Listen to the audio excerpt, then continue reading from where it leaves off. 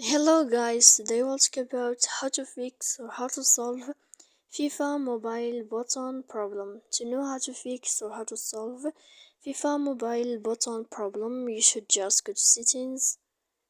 Here in this page, you will enter to apps, default apps, app settings. When you'll find this list, you will search about this window of FIFA mobile.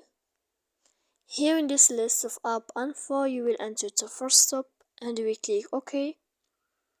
Here we will go to click storage.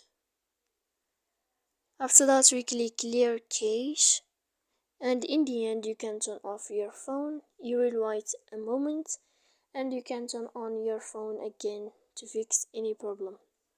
So please don't forget to support us by like and subscribe. See you next time in another video, and thank you for your attention.